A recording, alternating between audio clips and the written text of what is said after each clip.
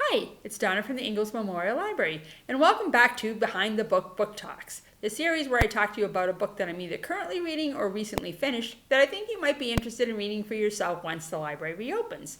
If you think back to last week, I was reading The Lying Room by Nikki French, and that book involved a murder and a woman who stumbled upon the victim and then proceeded to tell all sorts of lies so that her life wouldn't implode.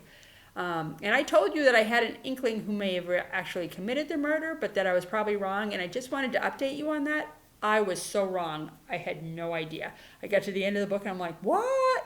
So if you like a book that's got lots of good plot twists and well-developed characters, one that you probably won't guess the ending to, then I would suggest putting The Lying Room on your to-be-read list. So this week, I follow a lot of library listservs and Facebook accounts and Instagram accounts.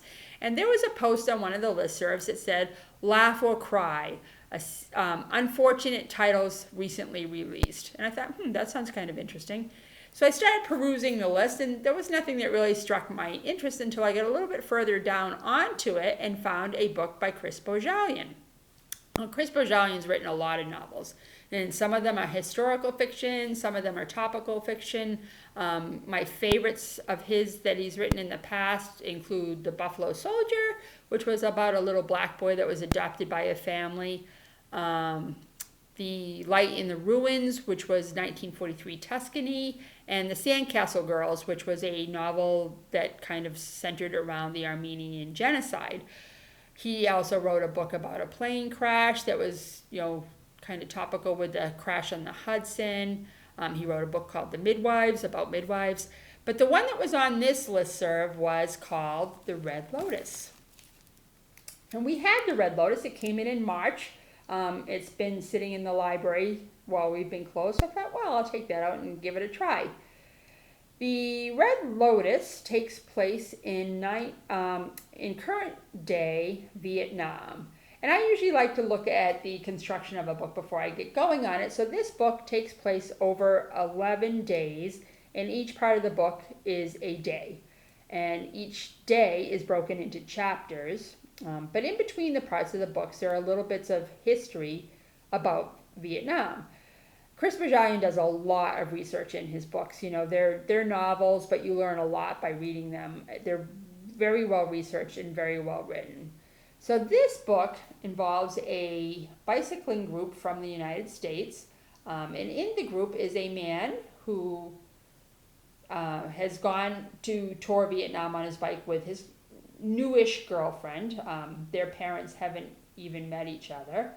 And he tells her that he wants to go on this tour because his uncle was killed during the Vietnam War and his father was wounded, and he wants to visit both sites so that he can kind of reconnect with his family history. And it's a new relationship. She decides, yeah, I'll go along. Now, she is an emergency room doctor in New York.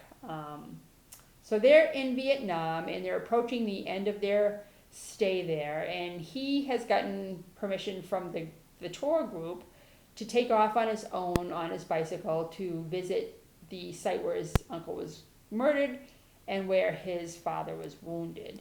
And he goes, and he's supposed to be back rejoining the group at 3:30, and 3:30 comes, and then 4:30 comes, and then 5:30 comes, and he's not back. And the reader has, been made privy to the information that he's been abducted and that he knows one of his abductors. But of course his girlfriend doesn't know that. So that's kind of the start of the book, and I'm not that far into it. My bookmark is here. I've got lots more to go. But in between each part or each day, there's a little bit of a blurb in italicized text where Chris Bohjalian gives you a little bit of history of Agent Orange and how it was used during the war and what were the lasting impacts of its use. So you learn how it affected people and how it affected the foliage of Vietnam and how it affected the wildlife in Vietnam. and more specifically perhaps the rat population. So I haven't gotten that far into this book, but because it was on a post in a listserv that said laugh or cry, I suspect that we're going to find that the rat population that was impacted by the use of Agent Orange may or may not have caused a pandemic. So maybe it's a little bit too close to home for some people, but I know a lot of people think that librarians sit at home and read or sit at work and read, and that's so far from the truth. I think if you polled most librarians, you'd find that we have much less time to read than the average person.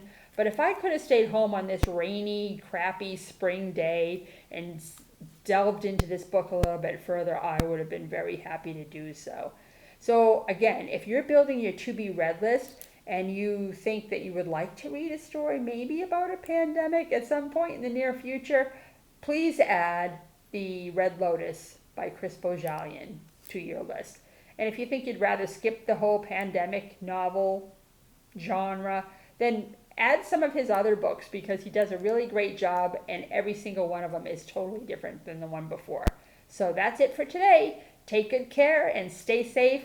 And I am working on a phased reopening plan for the library, so I'm hoping that I'll be able to get books in your hands in the very near future. Take care now. Bye-bye.